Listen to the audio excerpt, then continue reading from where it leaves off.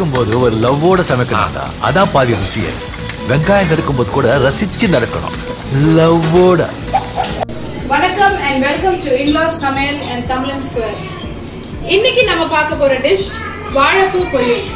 அதுக்கு என்ன தேவை, எப்படி செய்யலாங்கிறத பார்க்கலாம் வாங்க. வணக்கங்க. இப்போ இந்த வாழைப்பூ பொரியல் பண்ணுறதுக்கு என்னென்ன தேவைங்கிறத நான் சொல்லிடுறேன்.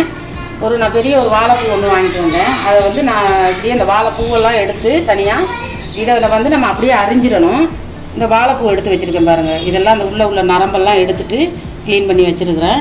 அதுக்கு ஒரு 2 வெங்காயம், பெரிய வெங்காயம் 2, தேங்காய், பச்சை மிளகா ஒரு 4, கொஞ்சம் கருவேப்பிலை, காஞ்ச மிளகா. மெயினாக காஞ்ச மிளகா வேணும். 4 காஞ்ச மிளகா கட் பண்ணி வச்சுருக்கேன். தேங்காய் எவ்வளோ எடுத்துருக்கீங்க? தேங்காய் வந்து ஒரு அரை மூடி. நம்ம அரை முடியில் இது எவ்வளோ தேவையோ நம்ம சேர்த்துக்கலாம்.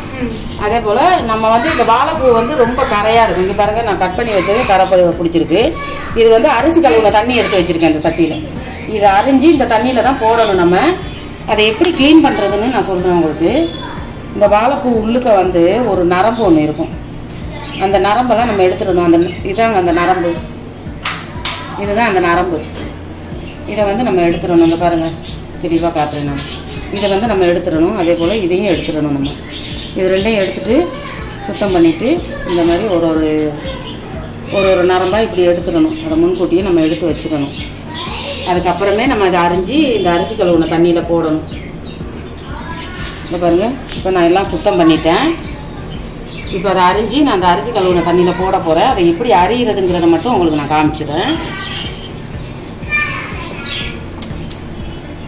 இந்த இது வந்து நம்ம இதை இப்படி கட் பண்ணிவிட்டு நல்லா இந்த மாதிரி கொத்திக்கிறணும். கொஞ்சம் நாலா பக்கமும் கொஞ்சம் லைட்டாக இப்படி நல்லா கொத்தி விட்டுட்டு, ஏன்னா இந்த முழு வாழைப்பூ வந்து அரிகிறதுக்கு நிறைய பேருக்கு தெரியாது.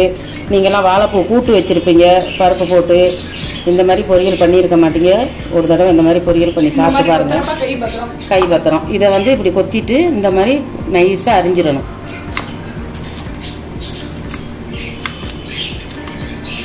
இப்படி பொடிசாக அரிஞ்சு அதை வந்து நம்ம இந்த பாருங்கள், பொடிசாக அரிஞ்சிட்டேன். இது நிறைய நார் இருக்கும். இதை இந்த அரிசி கழுவுன தண்ணியில் நம்ம போட்டுட்டு நம்ம ஒரு குச்சியை வச்சு கிண்டிட்டோம்னா அந்த நாரெல்லாம் எடுபட்டுரும். நாரே வராது அப்புறம் உங்களுக்கு. அதே போல் கடைசி வரைக்கும் இதை வந்து இந்த மாதிரி கொத்தி விட்டுட்டு தான் நீங்கள் அரியணும். இப்படி கட் பண்ணும்போது கை பத்திரம்.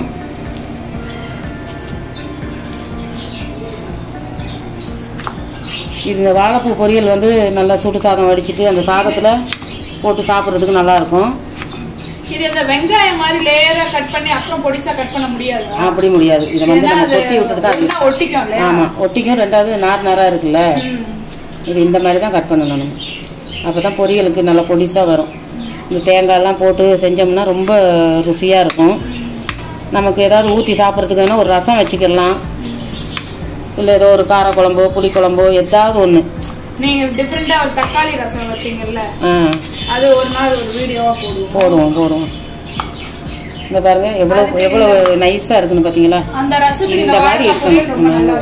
இப்போ நான் அந்த பூவெல்லாம் அரிஞ்சு காட்டுறேன் உங்களுக்கு. இப்போ பாருங்கள், அந்த நான் காமிச்ச அந்த முழு வாழைப்பூவை ஃபுல்லாக அரிஞ்சு தண்ணியில் போட்டிருக்கேன் பாருங்கள். பொடிசாக இருக்குது. இப்போ நான் அந்த வாழைப்பூவில் இருக்கிற இந்த பூவெல்லாம் எடுத்து வச்சுருக்கிறேன். இதுதான் நமக்கு பொரியலுக்கு மெயினே. அது வந்து கொஞ்சம் இதுதான். இந்த இவ்வளோத்தையும் இப்படி அடுக்கி நல்லா ஒன்றுனா எடுத்து நல்லா கைக்கு அடக்கமாக அடுக்கிட்டு, இதில் வந்து உங்களுக்கு அவ்வளோவா நாரெல்லாம் வராது. இது வந்து இந்த வயிறு வலி இருக்கிறவங்களுக்கு, அல்சர் இருக்குது அப்படின்னு சொல்கிறவங்களுக்கெல்லாம் நல்லது. இந்த பாருங்கள், இதை இப்படியே நாரே வரல பாருங்கள். இது அந்த நரம்பு மட்டும் எடுத்துட்டோம்னா நமக்கு ரொம்ப ஈஸி தான் அரிகிறதுக்கு.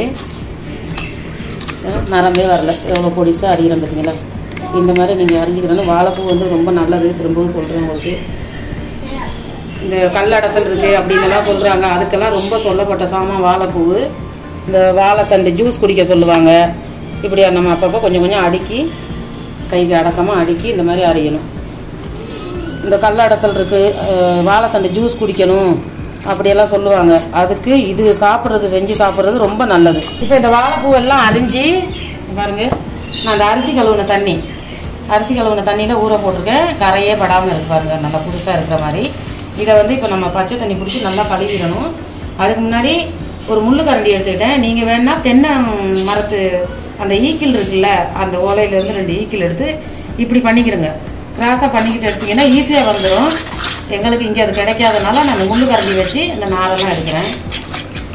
இப்படி நம்ம கலக்கி விட்டு எடுத்தோம்னா அந்த நார் இருந்துச்சுன்னா வந்துடும். பாருங்கள், லைட்டாக, ரொம்பவும் இல்லை, இந்த மாதிரி வந்துடும். நாரெல்லாம் நார் இருக்காது, ஏன்னா முன்னாடியே நான் எடுத்துட்டேன் எல்லாத்தையுமே. இப்போ இதை எப்படி கழுவி எடுத்துக்கிறதுன்னு பார்க்கலாம். அதுக்கு உள்ள தண்ணியிலேருந்து இன்னும் கொஞ்சம் தண்ணி குடிச்சிட்டு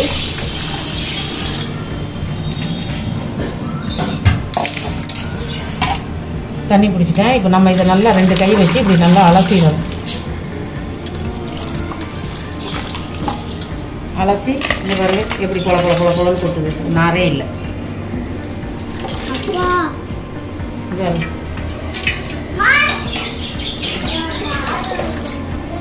அரிசி கழுவுன அந்த தண்ணியிலேருந்து எடுத்துட்டு நம்ம அந்த வடி, பெரிய வடி வச்சு இதை இப்படி வடித்து விட்டுறணும். இல்லைன்னா கையில் வடித்தோம்னா எல்லாம் போயிடும், கீழே போயிடும். இந்த மாதிரி ஒரு வடியில் வடிகட்டிட்டு திருப்பி இன்னும் ஒரு தடவை. இது வந்து ரொம்ப நேரம் அலக்கணும்னு ஒன்றும் இல்லை, ஒரு 2 தடவை அலக்கினா போதும்.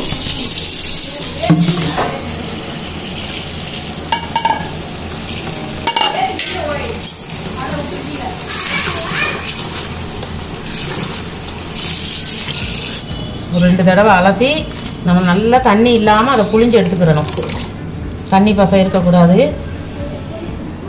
பாருங்க பொல பொலன்னு கொட்டு.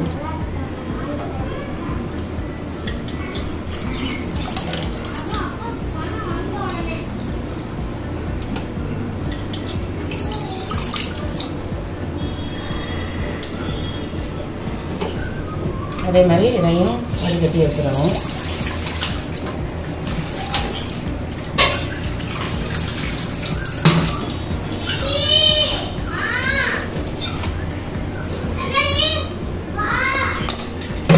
அவ்வளோதான். இப்போ நம்ம வாழைப்பூ கழுவியாச்சு. இப்போ இந்த வாழைப்பூ செய்கிறதுக்கு நான் ஒரு மண் கடாய் அடுப்பில் வச்சுருக்கேன். அதில் ஒரு 3 கரண்டி எண்ணெய், 3 கரண்டி எண்ணெய் சேர்த்துக்கிறேன். இந்த கரண்டியில் 3 கரண்டி எண்ணெய்.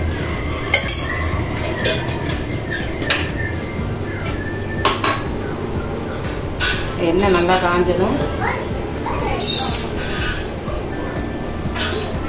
காற்று நல்லா அது செய்ய முடியும். எண்ணெய் காஞ்சதும் கடுகு உளுத்தம்பருப்பு கொஞ்சம் சேர்த்துக்குருவோம்.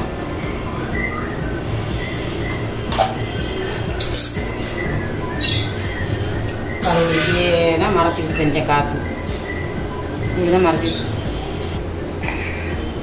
இப்போ கடுகு உளுத்தம்பருப்பு பொரிஞ்சிருச்சு. அதில் வந்து நம்ம இந்த கருவேப்பிலையை சேர்த்துக்குவோம்.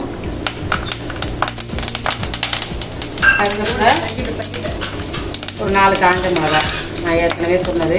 அப்புறம் பச்சை மிளகா. நம்ம இதில் வந்து மிளகாத்தூள் மற்றது மசாலா ஐட்டம் எதுவுமே சேர்க்குறது கிடையாது. இந்த காஞ்ச மிளகா, பச்சை மிளகா, இது 2 தான் காரத்துக்கு நம்ம சேர்க்குறோம். இது கொஞ்சம் நல்லா பொரிஞ்ச உடனே பொரியட்டும். இப்போ பாருங்கள், இந்த பச்சை மிளகா, கருவேப்பிலை, இந்த காஞ்ச மிளகாயெல்லாம் நல்லா பொரிஞ்சிருச்சு. அதோட நம்ம இந்த கட் பண்ணி வச்சுருக்கிற வெங்காயத்தை சேர்த்துக்குவோம். வெங்காயம் கொஞ்சம் அதிகமாக சேர்த்தா நல்லாயிருக்கும். ஒரு வாழைப்பூ இருந்தால் போதும். நிறைய 2 வாழைப்பூ 3 வாழைப்பூ வேணும் அப்படின்னு எல்லாம் இல்லை. ஒரு வாழைப்பூ இருந்தால் கூட தாராளமாகவே செஞ்சுக்கலாம். இந்த வெங்காயத்தையும் போட்டு நல்லா கிண்டி விட்டுறணும். ஓரளவுக்கு வதங்கினோன்னே அப்புறமே நம்ம இந்த வாழைப்பூ சேர்த்துக்கணும். இது நம்ம குழம்பே இல்லாமல் கூட அந்த வாழைப்பூ வச்சுக்கிட்டே கூட சாப்பிட்லாம். ஒரு அப்பளம் பொரிச்சிட்டா கூட நல்லாயிருக்கும் சாதத்தில் சாப்பிட. இப்போ இந்த வாட்டி நம்ம கிண்டி விட்டுருவோம். பாருங்க, இந்த அளவுக்கு வதங்கினா போதும். ரொம்ப நல்லா வதங்கணுன்னெல்லாம் தேவையில்லை. இந்த அளவுக்கு வதங்கினா போதும். இப்போ கொஞ்சம் உப்பு சேர்த்துக்குவோம். உப்பு வந்து ரொம்ப கம்மியாகவே சேர்த்துக்குவோம். நம்ம பத்தலைன்னா சேர்த்துக்கலாம். நான் ரொம்ப கம்மியாக தான் சேர்க்குறேன். இந்த மஞ்சள் பொடி ஒரு 1/4 டீஸ்பூன் அதையும் சேர்த்துக்குவோம். சேர்த்து நல்லா கிண்டி விட்டுருவோம். வாழைப்பூ வடை அதெல்லாம் கூட செஞ்சு நான் கேள்விப்பட்டிருக்கேன். இந்த மாதிரி யாரும் செஞ்சு நான் பார்த்ததும் இல்லை, கேள்விப்பட்டதும் இல்லை. இது வந்து எங்கள் ஊர் சைடில் வந்து இந்த மாதிரி தான் வாழைப்பூ பொரியல் பண்ணுவாங்க. பாருங்கள் எப்படி உதிரி உதிரியாக இருக்குன்னு பாருங்கள்.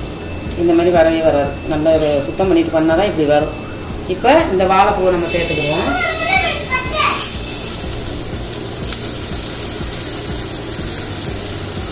நல்ல ஒரு சத்தான ஒரு சாப்பாடு இந்த வாழைப்பூ.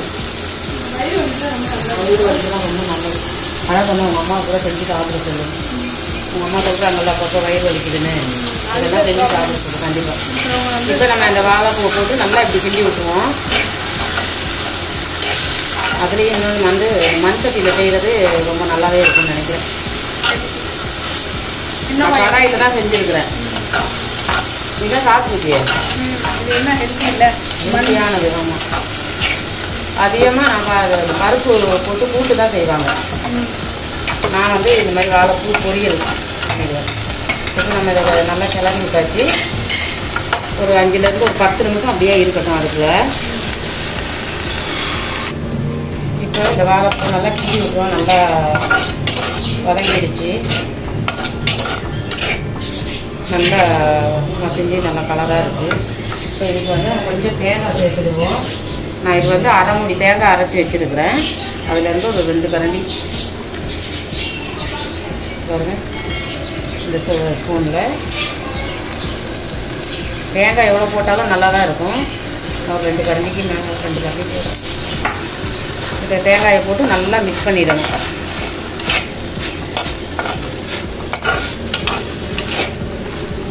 தேங்காய் கொஞ்சம் அதிகமாக வேணும்னா கூட நீங்கள் சேர்த்துக்கலாம், ஒன்றும் தப்பு கிடையாது, நல்லா தான் இருக்கும். வாழைப்பூ ஏற்ற தேங்காய்.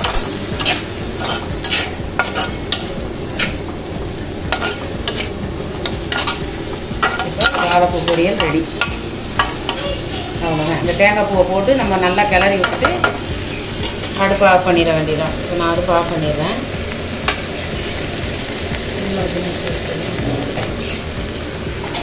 இப்போ நான் நல்ல ஒரு சூப்பரான சுவையான ஒரு வாழைப்பூ பொரியல் ரெடி. கண்டிப்பாக எல்லாரும் வீட்டில் ட்ரை பண்ணி பாருங்க.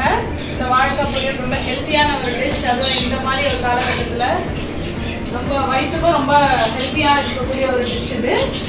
ஸோ ட்ரை பண்ணிட்டு எப்படி இருந்ததுன்னு சொல்லுங்க. அடுத்து ஒரு நல்ல டிஷ்ஷோட உங்களை சந்திப்போம். And then bye. Okay bye. சமைக்கும் போது ஒரு லவ்வோட சமைக்கணும்டா, அதான் பாதி ருசியே. வெங்காயம் நறுக்கும் போது கூட ரசிச்சு நறுக்கணும், லவ்வோட.